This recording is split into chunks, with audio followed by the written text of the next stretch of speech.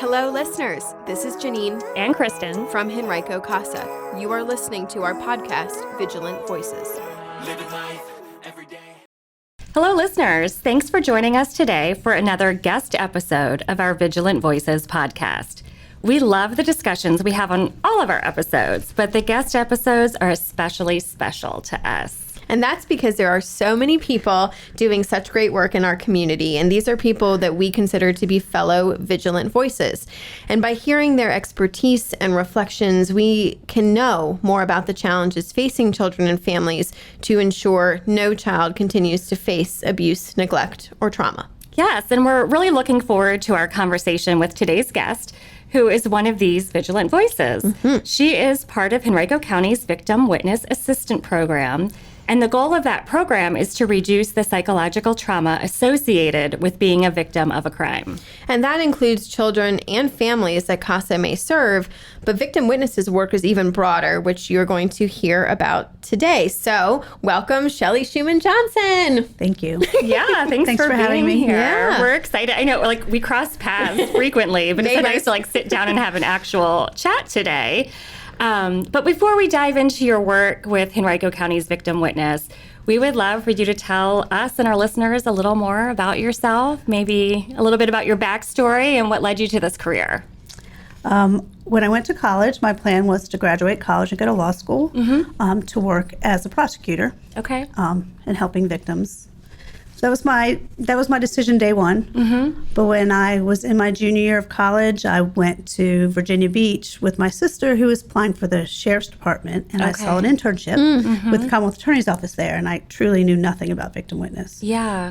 And so I did that internship, and my very first day was I walked in and they said, "We'd love to train you, but we have a 13-year-old who's 7 months pregnant with her mom's boyfriend's baby, and I need you to sit with the investigator and the child, and just find out what happens and be supportive." And I was like, your first day? That was my very first day. The first day I walked in, Virginia Beach Victim Witness, and I was young, and I'm like, who can't do this? What a great experience! I got this, and so found out that honestly, mom was selling her daughter to her boyfriend for cocaine, and so it actually was a trafficking case, what we see now, but I didn't know that. So I got to work with her and help her through the process. And mom was also taken into custody. And she had the baby, and she wanted to keep the baby. And social services took both her and the child. And I wish I'd followed her, but I was very young, and I didn't get to do that. But I'm hoping that they're both thriving today. And then my second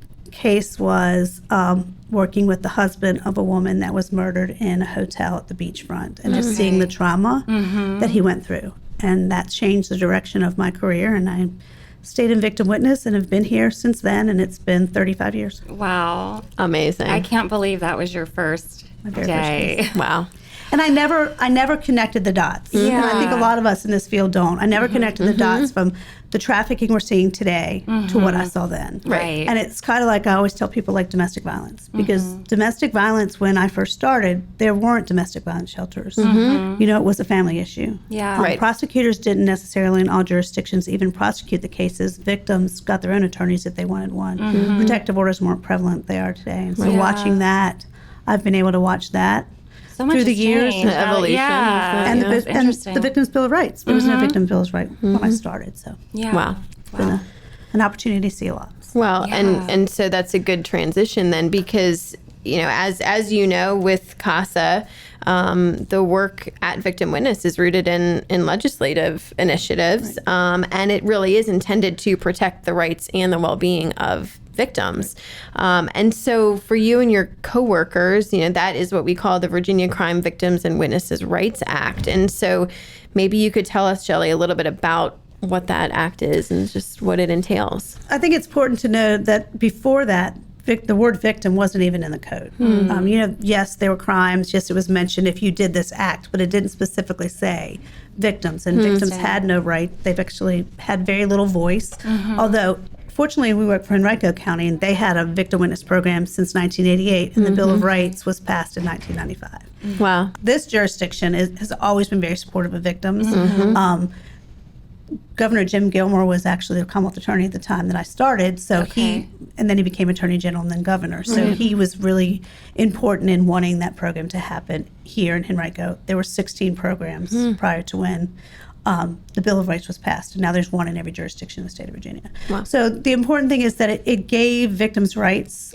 It showed what needs to be done. And it actually holds accountable like other programs, other areas, other departments to say, you know, you need to work with victim witness to make sure these things happen. And it gives the victims a voice in the end. It gives them the right to be part of the process. Puts in the code that they have the right to have these things. They have the right to know what's going on. They have the right to be part of the process. They have the right to know about a plea agreement before it's issued. Right. They have a right to know where the abouts of an offender, whether they're incarcerated or they're not, if they're when they're going to be bonded. Know before a bond hearing.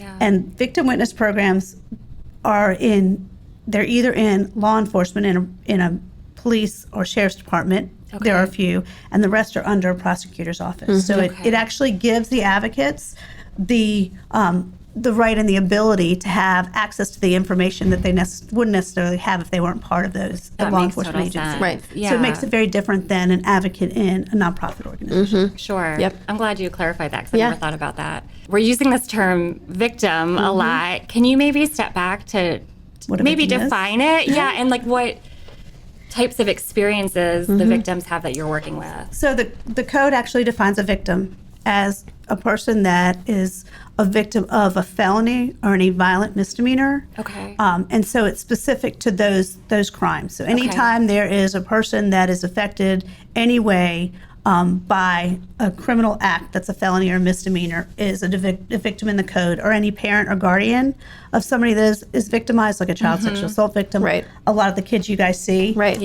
That's how their parents would be part of it too, as long as they're not the perpetrator. Right. And then any family member of a homicide victim, and that gives them a voice as well. Sure. And it's a long definition. Because they're also victims. I mean, yeah, it makes total sense with the family. Right. Absolutely. Yeah. And it doesn't stop there. I think that's where, I'm glad it says victims and witnesses, because it's a witness of a crime. You might not be the actual victim. You might not have been the one that was assaulted, but you might have been out there. Right.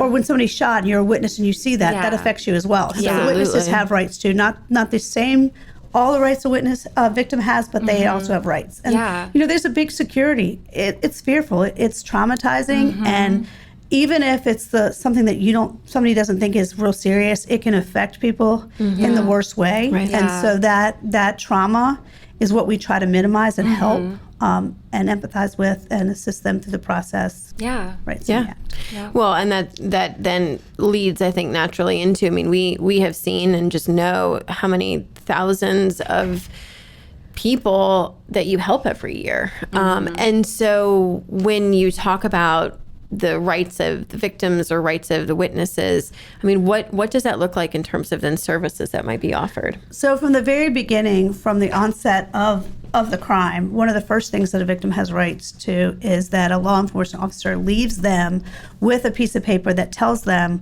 what the police report number is, and also lists some of the rights and leaves a number for the Commonwealth Attorney's Office and Victim Witness Office so that they know there's somebody to call. Right. But what we do, the other way that I try to explain it to people is that if there's a crime that's committed and police go out and they do their job, and they're going to go and they're going to take statements and they're going to go look for the offender and they're going to arrest the offender, and he's going to go before a magistrate, he or she's going to go before the magistrate, may not be held, but then they go before the court and the court explains what their charges are, they give them a court date, they may or may not get bond, and then they have an attorney that walks them through the process. And what I've left out is what happens to that person that's the victim from the time that the crime happens when they talk to police. Right. Yeah. So we try to intervene as soon as possible. And that's what the problem was, that there is, yes, offenders have rights. That's where we all want people to have their rights. Right. Sure. We don't want people falsely convicted, falsely accused, but we have to remember that there's another side to that, and that they deserve information as well. So we get information from law enforcement,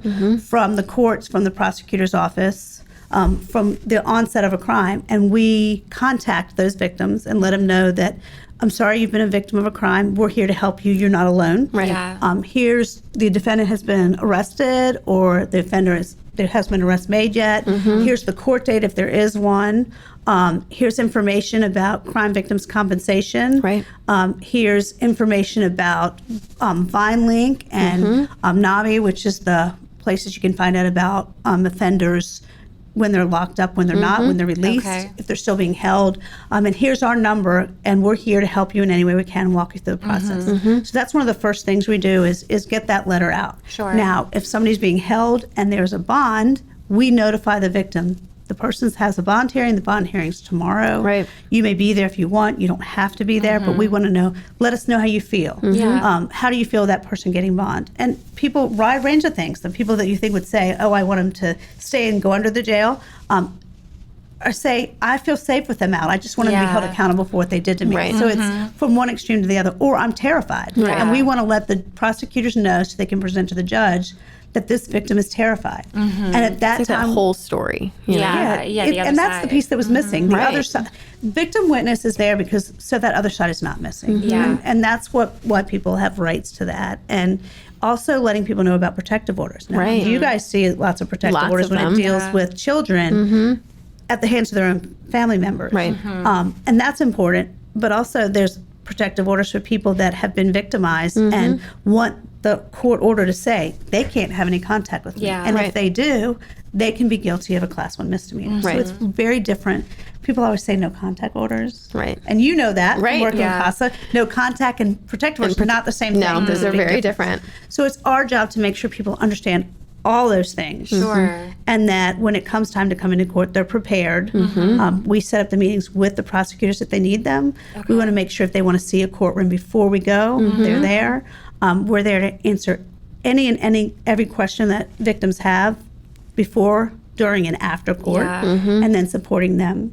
And then, after a case is over, the victim impact statements, we make sure that they're written. If people want to write them, we make sure they're submitted properly through the Commonwealth Attorney's Office and to the court. Continue to answer questions until the time that the victims feel like, they are going on with life, not the same, because it's never Well, the it's same. never the Never same. will go back. But we hear from victims. I still talk to people that were 30 years ago. Wow. So if you have a thing that happens, people get out of jail 25 years later. Yeah. Absolutely. We get notification from Department of Corrections, and we do our best to notify a victim. So we don't drop them when a case is over. Yeah. We're there until they, Yeah. when and if they don't have any further questions. Yeah. Amazing. Gosh, I can't imagine going through this without someone like you, before this code, because gosh, it's so overwhelming just emotionally, let alone understanding all the steps and what's expected at each stage. And that's what the public doesn't understand, I think. Right. And that's what's important. That's what's important with CASA too, is that there's two sides to every story, and there's a huge side to trauma. Yeah. Right. And it's not just the trauma of when it's happening. It's the trauma of in the Everything that future. follows thereafter. Yeah. Yeah, and your future felt security. I mean, it just affects so many things. And everyone's affected differently, which you Right. said. Yeah. So. It doesn't matter if it's 5 years ago, 5 seconds ago, or 20 years ago. Or something that Still. could trigger that you didn't expect. Yes. Right. Yeah. Well, so we know you see dark things, but it sounds like you keep in touch and you probably see wonderful things too as people move forward. Do you have just, without, giving us details that are private, some sort of warm story where happy you're story? like, yes, a happy story. I think that one of the things that always makes me feel better is when I see somebody down the road that gets back in touch and just says, hey, I had a domestic violence victim not too long ago that called and said, I didn't really want to go forward that day. And you told me that, this could be the next part of your life, the next step in your life, and that no matter what, you stood up for yourself, your voice is heard, and this might be the first step in the rest of your life. And that happens with human trafficking victims a lot. Sure. But it doesn't happen all the time, but when it does and they call back and they say, hey, I just want you to know that I'm married, I have 2 children, I finished college, or I have a good job, and I'm living a happy, healthy life, and I just want to let you know that I remember what you said to me that day. Yeah. That's a really good feeling. And Wow. that didn't happen too long ago with a domestic violence victim of mine Okay. that called. I mean, Amazing. Thank you for sharing that. And we agree. And, when we think about our work at CASA, and you know this, Shelly, for sure, but we want all children, we're serving, children who have experienced abuse and neglect to have safety and permanency in a loving home. And that really our vision is that no child experiences that. What about you? And this can be personally or just in your role or experience with victim witness, but what is your vision for children and families in our community? I think that what I've thought since that first day in Virginia Beach was that I have lived knowing that sometimes people have no one when they go through those things, when abuse, neglected, any kind of victim. And if I could be that help, support of just one person, that I was doing something. And that's why I stay doing what I'm doing. That's why I've done it my entire career. That's why I ended up not going to law school, is that I just feel like some people have no one, and they need that voice. They need CASA. They need victim witness. They need somebody in their life that says, I'm here for you, and I'm going to do what I can to help you. I mean, of course, like you, I wish there was no crime. Right. I mean, honestly, the people in this world keep us with jobs. Right. I'd be okay if I didn't have a job That because there was no crime. Right. Yeah. I'd be okay We've if worked there was ourselves out of that, right? abuse and neglect. But I do think that people are so much more aware now than they ever have been, whether that's social media, whether that's television. There's good and bad with that. Yeah. We see more of the bad stuff because it's out there. But we also see that there are people there to help, and that you're not by yourself. You're not alone. And it makes it okay. Like I said, domestic violence, nobody listened before. But now there's hundreds and hundreds of programs for victims of domestic violence. There's now a whole lot of programs coming out there for human trafficking victims.